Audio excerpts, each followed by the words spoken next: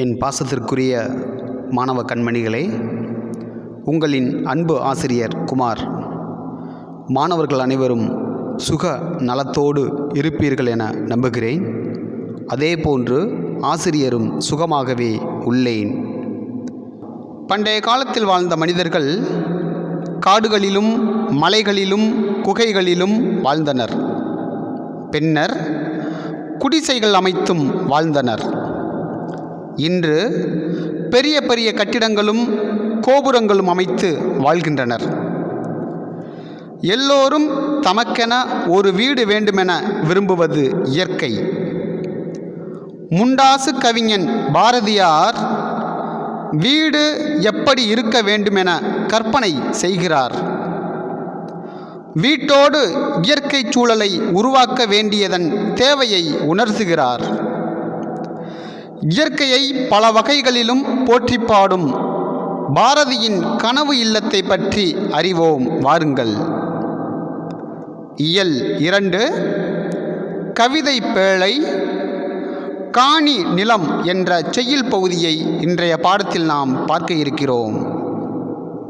முதலில் நூல்வெளி பற்றி அறிவோம். 20ஆம் நூற்றாண்டின் இணையற்ற கவிஞர் பாரதியார். இவரது இயற்பெயர் சுப்பிரமணியன். இளமையிலேயே சிறப்பாக கவிபாடும் திறன் பெற்றவர் பாரதியார். எட்டயபுர மன்னரால் பாரதி என்னும் பட்டம் வழங்கி சிறப்பிக்கப்பட்டவர் இவர். தம் கவிதையின் வழியாக விடுதலை உணர்வை ஊட்டியவர் பாரதியார். மண் உரிமைக்காகவும் பெண் உரிமைக்காகவும் பாடல்கள் பாடியவர் பாரதியார். நாட்டுப்பற்றும் மொழிப்பற்றும் மிக்க பாடல்கள் பலவற்றை படைத்தவர் இவர். பாஞ்சாலி சபதம், கண்ணன் பாட்டு, குயில் பாட்டு போன்ற பல நூல்களை இயற்றியுள்ளார். பாரதியார் கவிதைகள் என்னும் தொகுப்பில் இப்பாடல் இடம்பெற்றுள்ளது. தான் வாழ விரும்பும் இல்லத்தை பற்றி பராசக்தி தெய்வத்திடம் பாரதியார் வேண்டும் செய்தியினை பாடல் வழி அறிவோம்.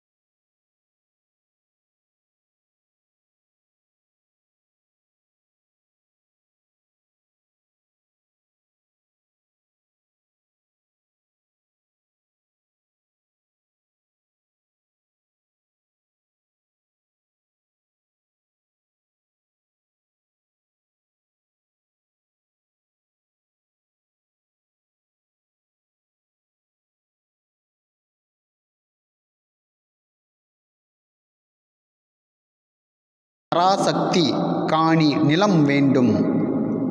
காணி என்றால் நிலத்தை குறிக்கும். பாரதியார் பராசக்தி தெய்வத்திடம் நிலம் வேண்டுகிறார்.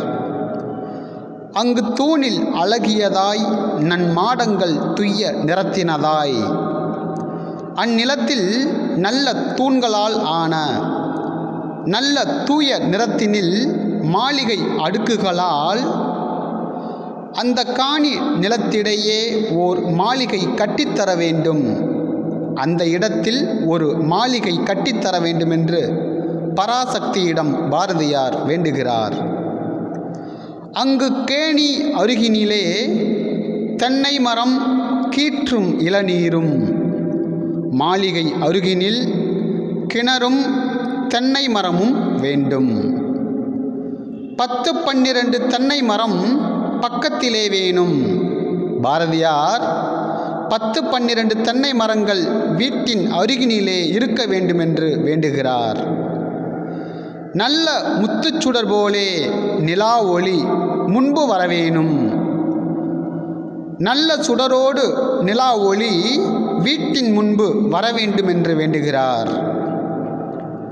அங்கு கத்தும் குயிலோசை சற்றே வந்து காதில் படவேணும். அங்கு குயில்களின் ஓசை எப்போதும் கேட்டுக்கொண்டே இசைக்க வேண்டும் என்கிறார். என்றன் சித்தம் மகிழ்ந்திடவே நன்றாய் இளம் தென்றல் வரவேணும். என் உள்ளம் மகிழும் அளவில் நல்ல தென்றல் எப்பொழுதும் வந்து கொண்டே இருக்க வேண்டுமென்று பராசக்தியிடம் தான் வாழ விரும்பும் இல்லம் பற்றிய செய்தியினை அழகாக வேண்டுவதை இதுவரை நாம் கேட்டறிந்தோம்.